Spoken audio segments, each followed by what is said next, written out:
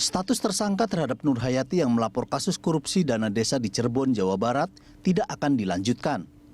Penegak hukum saat ini tengah menyiapkan formula yuridis untuk menghentikan status tersangka terhadap Nur Hayati. Menko Polhukam Mahfud MD meminta agar Nur Hayati tak perlu lagi datang ke kantor Kemenko Polhukam untuk membahas status tersangkanya karena aspirasinya telah ditindaklanjuti. Mahfud juga menyatakan telah berkoordinasi dengan Polri dan Kejaksaan untuk menentukan teknis penghentian kasus Nur Hayati. Mahfud MD juga meminta masyarakat tidak perlu takut melaporkan dugaan kasus korupsi pasca kejadian ini. Nur Hayati sebelumnya ditetapkan sebagai tersangka dugaan kasus korupsi APB Desa. Padahal Nur Hayati mengaku sebagai pelapor kasus tersebut. Penetapan tersangka Nur Hayati itu bermula dari kasus dugaan korupsi yang menjerat Kepala Desa Citemu, Kecamatan Mundu, Kabupaten Cirebon, Jawa Barat. Nur Hayati merupakan kepala urusan keuangan yang pertama kali melaporkan dugaan korupsi dana desa senilai 881 juta rupiah oleh Supriyadi kepada BPD. BPD kemudian melaporkan hal itu kepada polisi dan berujung pada penetapan Supriyadi dan Nur Hayati sebagai tersangka. Tim Liputan, Berita 1. Menko Polhukam Mahfud MD mengatakan pihaknya akan menghentikan status tersangka Nur Hayati, pelapor kasus korupsi dana APBDes di Cirebon, Jawa Barat. Dengan keputusan itu, apakah bisa menjadi angin segar untuk mendorong masyarakat berlomba-lomba adukan kasus korupsi dan upaya KPK untuk memastikan masyarakat yang melaporkan korupsi aman dan terlindungi? Langsung saja kita bahas bersama pelaksana tugas juru bicara Komisi Pemberantasan Korupsi atau KPK, Bapak Ali Fikri, melalui sambungan telepon. Halo Pak Ali, apa kabar? Baik Mbak Anggi, selamat siang. Baik, terima kasih sudah bergabung bersama kami Pak Ali.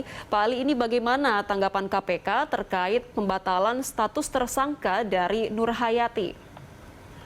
Baik Mbak Anggi, tentu KPK menghormati ya dan menghargai apa yang menjadi proses hukum yang sedang berjalan dan ditangani oleh aparat penegak hukum lainnya. Dalam hal ini adalah pihak kepolisian dan kejaksaan ya. Kalau kemudian apa yang menjadi pemberitaan ya bahwa perkara ini nantinya akan dihentikan, tentu itulah proses yang sedang berjalan.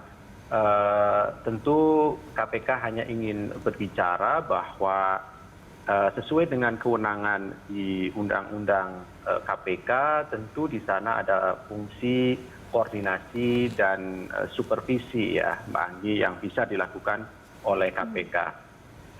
Dari awal memang KPK juga sudah berkoordinasi ya terkait dengan ini melalui Satgas di Kedeputian Koordinasi dan Supervisi ya untuk memastikan bagaimana proses penanganan perkara ini berjalan begitu. Karena tentu sesuai dengan kewenangan di Undang-Undang KPK tadi itu ada fungsi supervisi dan ada fungsi koordinasi yang ini tentu berbeda ya. Baik. Kalau kemudian fungsi koordinasi tentu mengkoordinasikan KPK ya, sebagai satu penegak hukum itu mengkoordinasikan baik pada tingkat penyidikan maupun penuntutan ya terhadap aparat penegak hukum lain ya. Tentu dalam hal ini adalah kepolisian dan kejaksaan, dan ini yang bisa kami lakukan nanti pada proses-proses berikutnya seperti apa penanganan perkara ini berjalan. Kalau dari informasi pemberitaan kan ada 2 orang tersangka ya sebelumnya, yang kepala desanya dan bendahara desa. Tentu kami sih berharap bahwa untuk kepala desa tetap terus berjalan dan disidangkan sehingga nanti pada proses penuntutan KPK juga bisa ikut di dalam fungsi-fungsi koordinasinya begitu. Bagaimana kemudian perkara ini bisa berjalan dengan baik dan lancar serta fakta-faktanya biarkan nanti di dalam proses persidangan ini bisa bebas jaksa penuntut umum menggali fakta-fakta ya. Kalau kemudian memang benar ada keterlibatan pihak-pihak lain, tentu kan di sana juga bisa dikembangkan lebih jauh siapa yang bisa dipertanggungjawabkan secara hukum begitu. Baik, nah terkait dengan perjalanan kasus dari Nur Hayati yang ditersangkakan ini juga menjadi supervisi ya Pak dari KPK, artinya akan ada jaminan perlindungan dari KPK.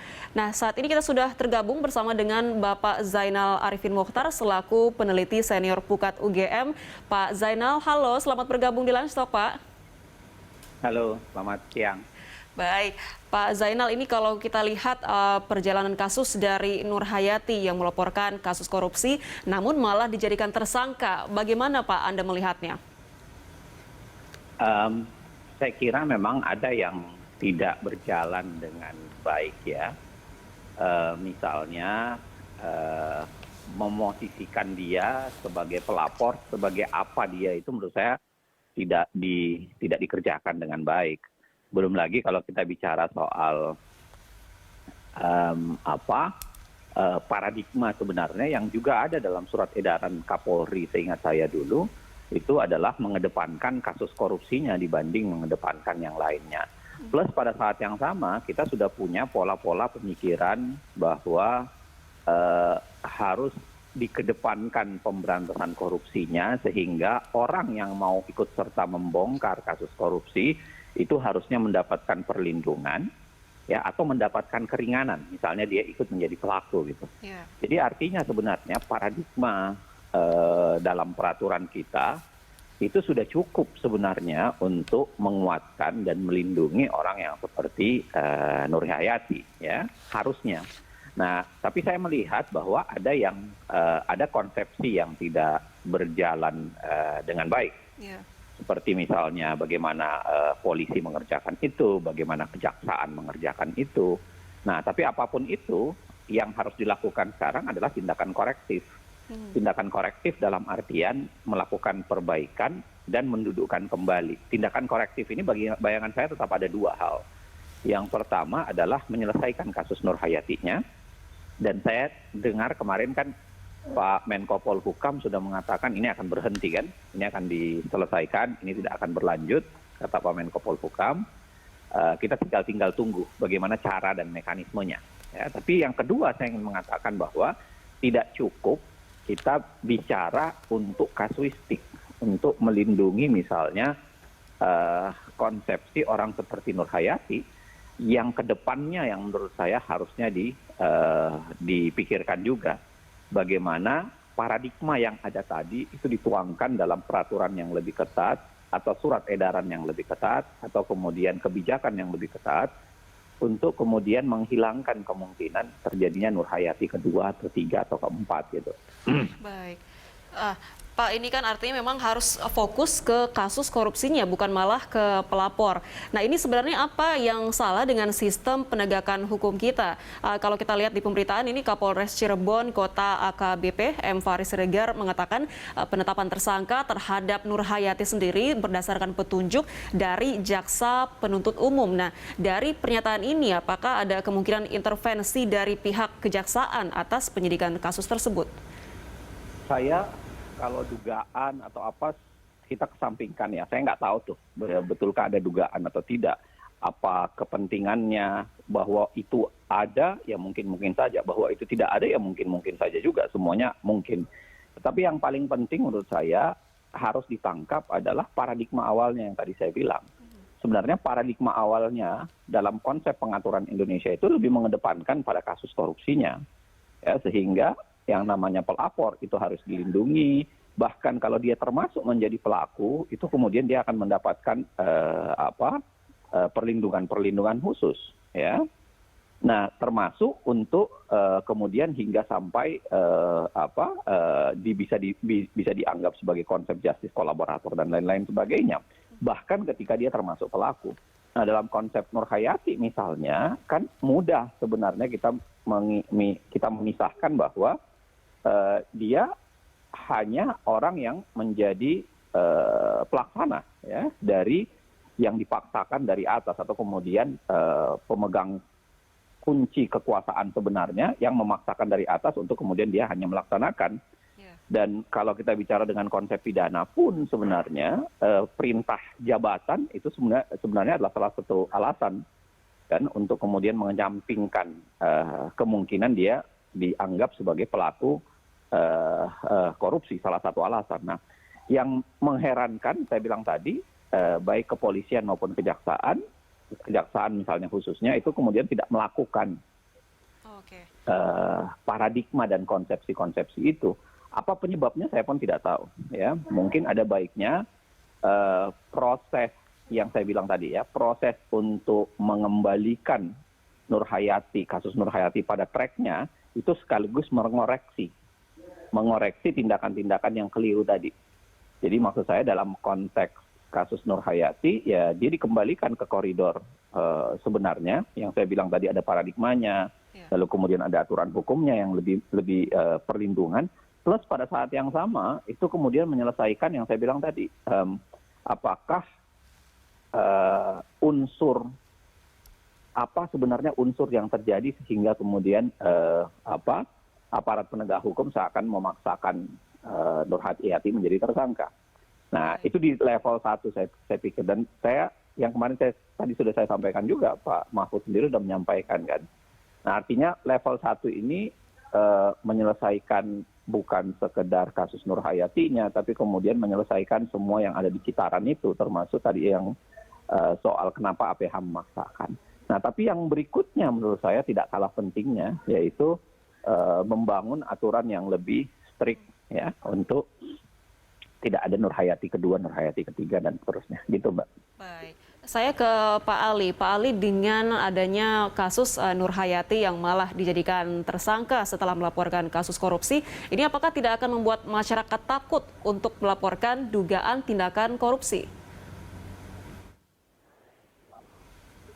Sama ya, terkait dengan penetapan tersangka tersebut, tentu ada fungsi koordinasi dan supervisi KPK yang di awal kami sampaikan.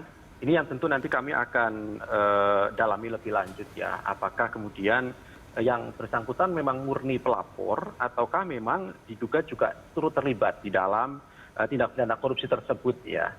Memang penjelasan dari pihak Polda Jawa Barat sebelumnya kan menyampaikan bahwa pelapornya adalah dari pihak BPD begitu ya.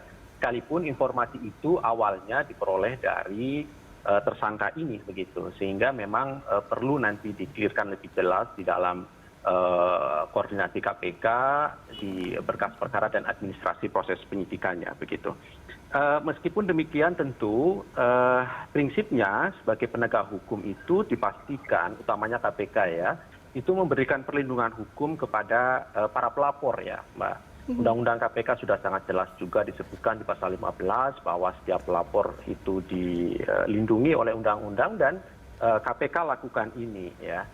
Secara teknis tentu KPK sudah ada kerjasama MOU dengan Lembaga Pelindungan Saksi dan Korban atau LPSK ya, sebagai lembaga yang memiliki tugas dan fungsi utama dalam hal pemberian perlindungan terhadap para pelapor korupsi begitu ya tentunya. Dan ini yang KPK lakukan. Yang kedua, sebagai bentuk perlindungan KPK juga tidak pernah menyampaikan siapa identitas pelapor begitu ya, termasuk materi laporannya kepada masyarakat ketika kemudian awal menerima laporan tersebut, bahkan sampai nanti di dalam proses persidangan pun yang itu sudah terbuka untuk umum, KPK pun tidak akan menyampaikan siapa pelapor dari tindak pidana korupsi yang kemudian menjadi perkara.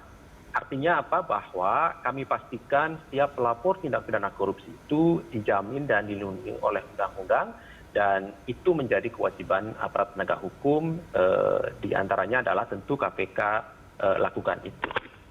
Oke, akan dipastikan ini ya Pak, jaminan privasi dari pelapor yang berasal dari masyarakat itu sendiri. Kita sama dengan pelaksana tugas juru bicara KPK Bapak Ali Fikri dan peneliti senior Pukat UGM Bapak Zainal Arifin Mohtar. Saya ke Pak Zainal terlebih dahulu. Pak Zainal, tadi Anda mengatakan jangan sampai ada Nur Hayati yang kedua. Nah, ini kalau kita lihat dengan adanya pembatalan status tersangka terhadap Nur Hayati, apakah ini bisa menjadi sinyal positif bagi masyarakat agar tidak takut untuk melaporkan dugaan korupsi? Kira harusnya memang demikian ya, karena dari dulu konsep hukumnya itu memang melindungi pelaporan, karena kita mau mendorong ke arah upaya pemberantasan korupsi ke jalur yang lebih cepat. Saya ingat misalnya dulu kan ada gelombang waktu itu ya, sekitar berapa tahun yang lalu ada gelombang siapa yang melaporkan perkara korupsi, lalu biasanya dia dilaporkan balik sebagai misalnya apa, pencemaran nama baik dan lain-lain sebagainya. Dan waktu itu kepolisian sendiri mengeluarkan surat edaran ya yang jelas mengatakan bahwa dalam kasus yang serupa itu yang harus dikedepankan adalah kasus korupsinya, bukan dalam kasus-kasus lainnya, pencemaran nama baiknya dan lain-lain sebagainya. Nah, efek yang sama menurut saya harusnya bisa dipakai. Ya, konsep yang sama seharusnya bisa dipakai. Bagaimana concern pada kasus korupsinya itu dikedepankan untuk menyelesaikan tidak lagi terjadi hal yang serupa seperti ini. Yang kedua tentu saja adalah konsep-konsep perlindungan yang sudah sekian banyak itu harus harus dikedepankan oleh aparat penegak hukum. Termasuk misalnya yang saya bilang kalau dia adalah perintah jabatan ya harusnya itu menjadi alasan yang bisa membenarkan tindakan yang dilakukan, dia bukan menjadi pelaku. Ataukah kemudian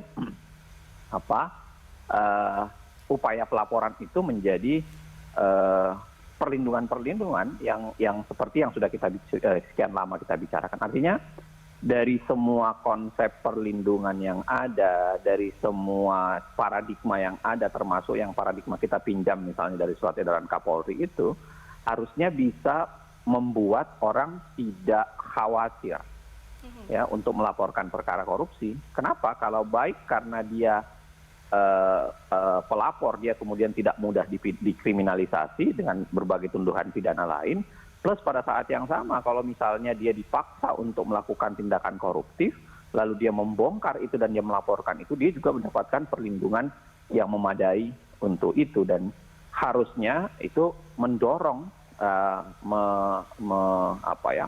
mengencourage masyarakat untuk kemudian tidak khawatir dan tidak takut untuk menjadi bekerja sama dan melaporkan setiap tindakan dan perkara korupsi.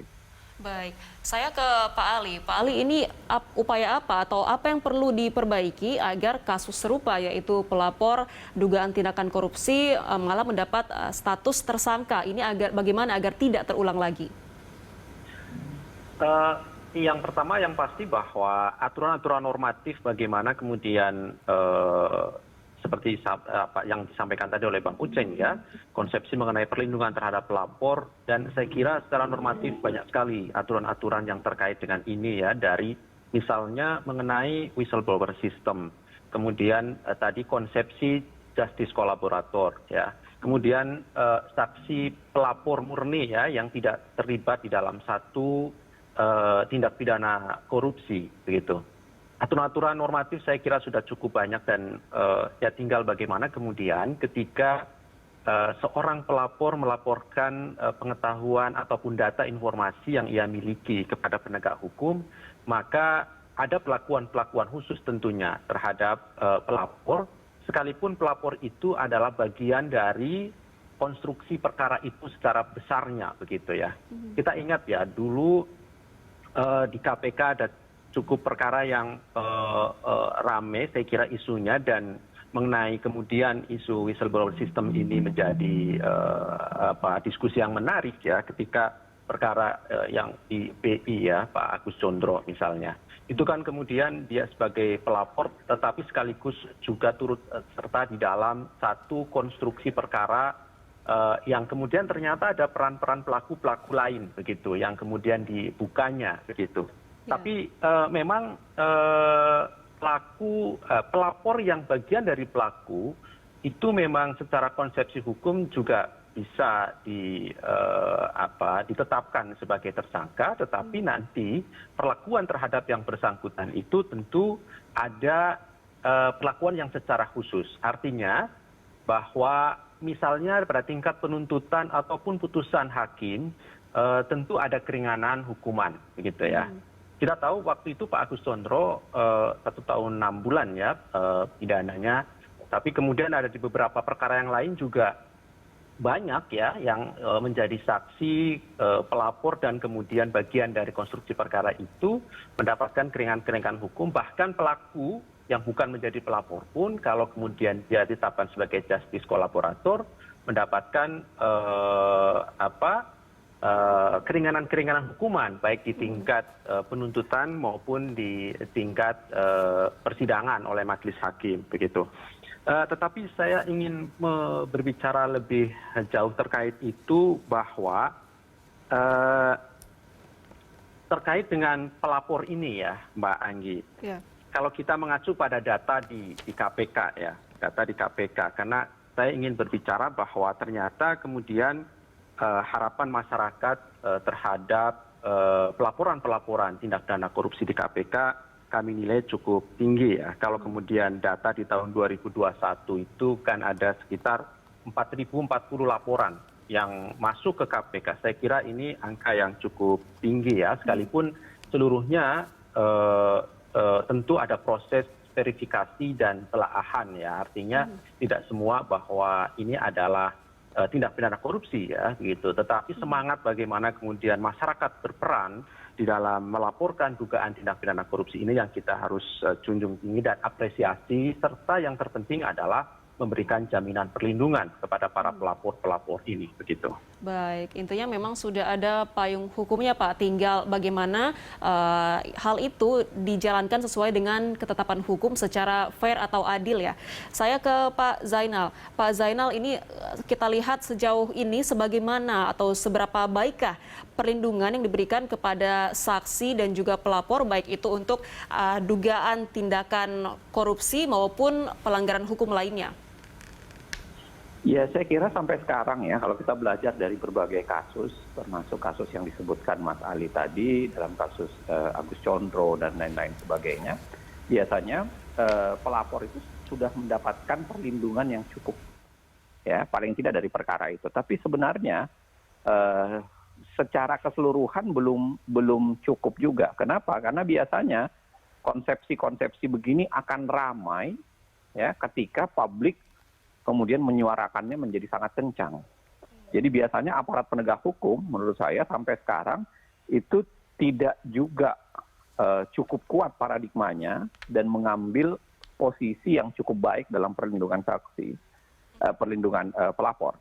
Dan itu terjadi misalnya, biasanya perlindungan pelapor itu akan menjadi menarik kalau kemudian publik menyuarakannya secara sangat kuat.